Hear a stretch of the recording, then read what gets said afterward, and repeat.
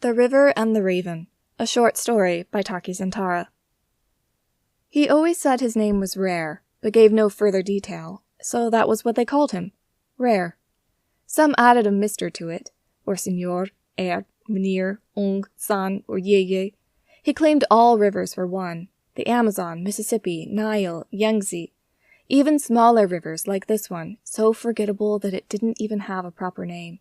The locals simply called it Ilog, the river. Diwa ran, eyes pinned to the silent white wings of an owl doing its best to leave her behind. She hadn't bothered with her slippers, but time and sense had been with her enough to grab her coat. The black fabric did little to protect her from the frigid droplets shaken from the trees. In celebration of autumn's end, the sky had thrown a banquet, and Ilog drank more than her fill, engorged and still greedy for crops or fools. Diwa knew better than to approach those banks, but those Rare summoned, via a raven by day or an owl by night, came, no matter what. As Diwa stopped on the border of land and water, the moon hid behind winter's clouds. Ilog licked at her bare toes, and the earth drew in her heels. She pulled her coat tighter, peering into the dance of darkness. She didn't spot him until he spoke. "Are you the one to solve a riddle for me?" There upon a narrow raft sat a man shriveled by time, features never the same from moment to moment. Not even his clothes stood immune to the shift of angles. A beggar's rags, an emperor's robes, a businessman's suit, a farmer's frock.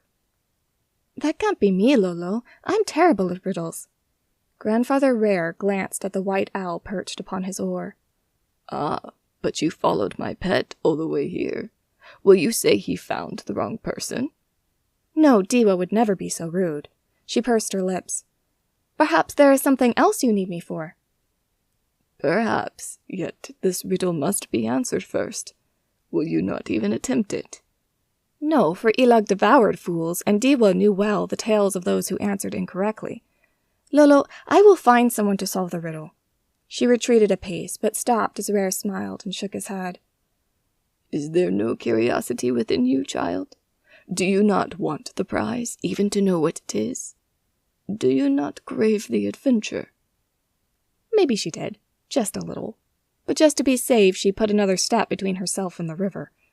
"What is the riddle, Lolo Rare?" His smile became the crescent moon. "Which direction does the river flow?"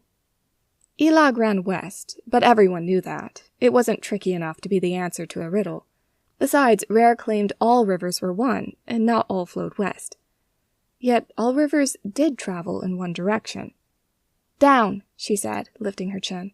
"The river flows down." "It does indeed. How clever and brave you are." Rare gestured to the front of his raft. "Board, child, and be granted your reward." Diwa wrapped her coat tighter around herself, one frozen foot scraping at the back of her ankle. "Can't you hand it to me here?" Rare laughed. "Even if I could hand you all the sights of the world, they would not be as enjoyable." "All the sights of the world?" Diwa gasped. "You mean you'll take me anywhere? Everywhere?"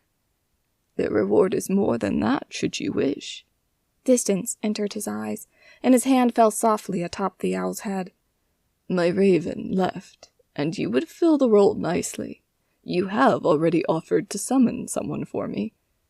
"But Lolo, how can I be a raven? I don't even have wings." As Diwa settled onto the raft, Rare's smile rivaled the wide night sky. "You will.